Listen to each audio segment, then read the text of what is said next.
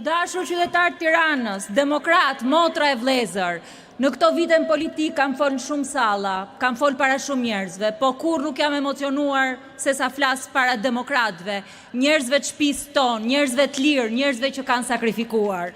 Rëzimi monumentit diktatorit 35 vite më parë ishte qasti i kthesës madhe në historinë tonë. Ishte fundi një horori, ishte fundi një diktature të pamëshirshme, që ishte instaluar në çdo qelizë shoqërisë tonë.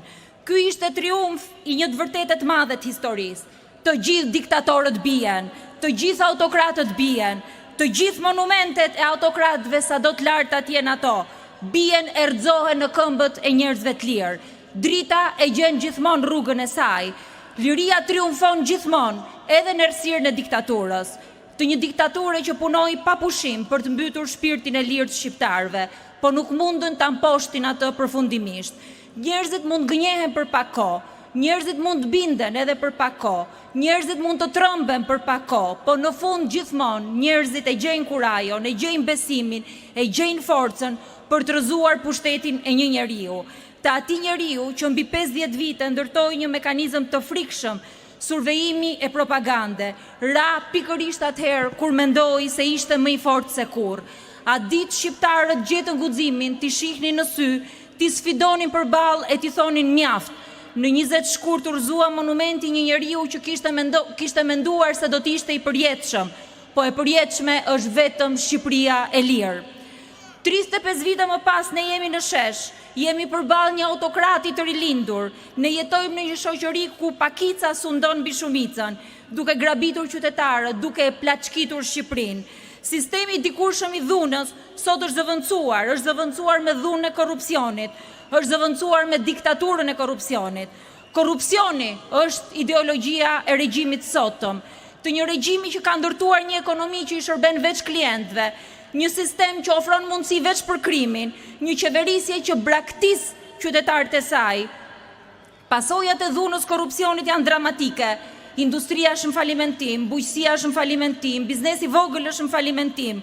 Çdo i varfër e pensionist e di të vërtetën.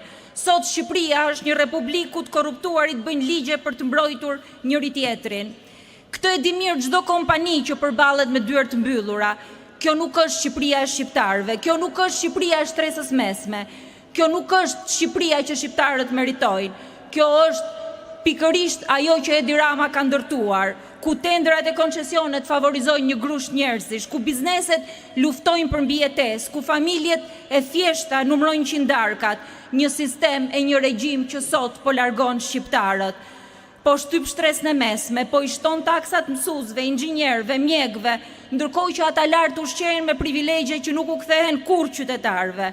Për herë të parë në 35 vite, Shqipëria fatkeqësisht sot nuk prodhon më. Ky sistem ka vrarë meritokracinë, ka vrarë shpresën e të rinjve për të blerë një shtëpi, ka vrarë mundësinë për të ndërtuar një të ardhme këtu.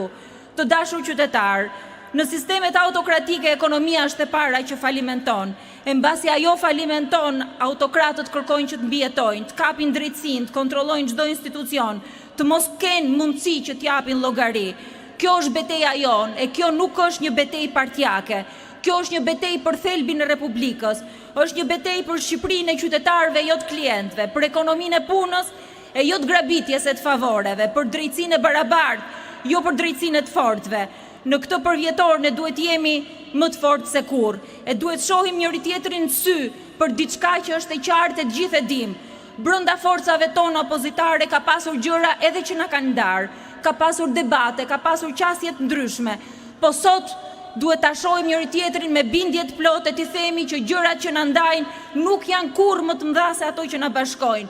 Nuk ka rrugë tjetër për Shqipërinë, përveç se bashkimit bashkë në një front të gjerë, politik, qytetar, social, të gjithë atyre që janë këtu e atyre që janë larguar. Nuk ka rrugë tjetër për të ndalë shpopullimi, nuk ka rrugë tjetër për të kthyer demokracinë, nuk ka rrugë tjetër për të shpëtuar Shqipërinë, nuk ka më kohë për të humbur asnjë ditë. Sot si 35 vite më parë na duhet guxim, na duhet besim, na duhet bashkim. Vetëm bashkë mund ta kthejmë lirinë, sepse autokratët bien, po Shqipëria është e përjetshme.